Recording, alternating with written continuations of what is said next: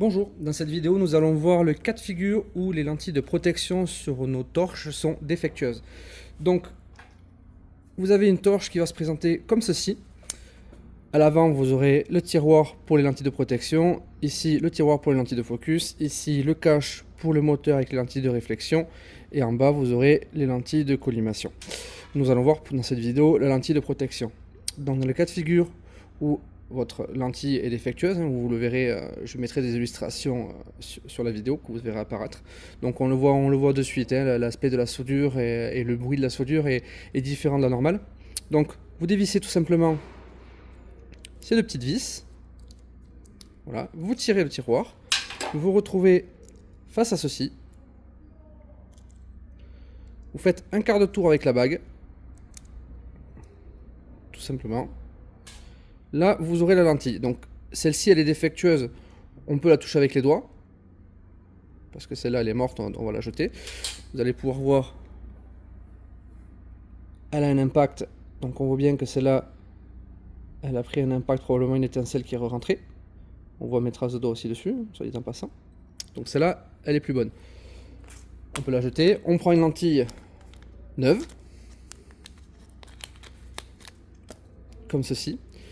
À partir de là, deux choses. C'est des lentilles qu'il ne faut surtout pas toucher avec les doigts. Si vous les touchez avec les doigts, vous êtes bon pour les nettoyer. Parce que le moindre gras, la moindre poussière sur les lentilles fera un point chaud avec le laser et ça cramera instantanément la lentille.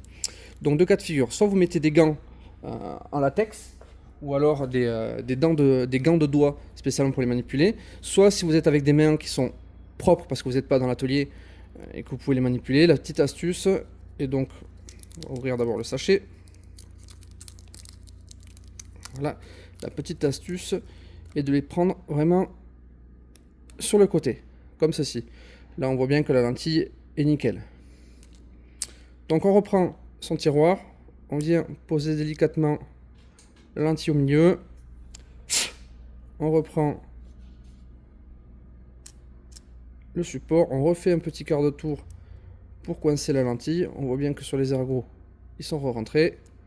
Et là, on vient replacer le tiroir dedans. Il y a un détrompeur, on ne peut pas se tromper.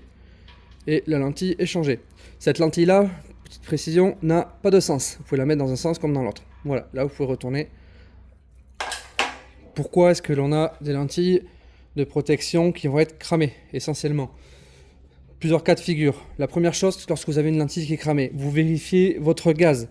Il faut que la pression du gaz soit minimum de 2 bars sur le manomètre, car le gaz a pour effet de venir protéger la soudure, ça c'est une chose, mais il va également souffler les projections d'étincelles et il va aussi avoir pour effet de refroidir la lentille, car il est d'abord soufflé sur la lentille, le gaz. Donc vérifiez en premier lieu la pression du gaz. Est-ce qu'il reste du gaz dans la bouteille? Est-ce que la pression est bonne? Minimum 2 bars pour la soudure.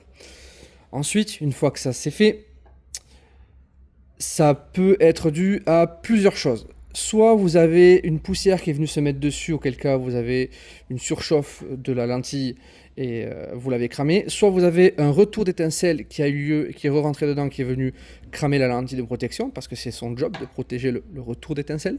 Et ensuite, il faut avoir une bonne position de soudure, ce que je vous expliquais lorsque je vous ai laissé le matériel.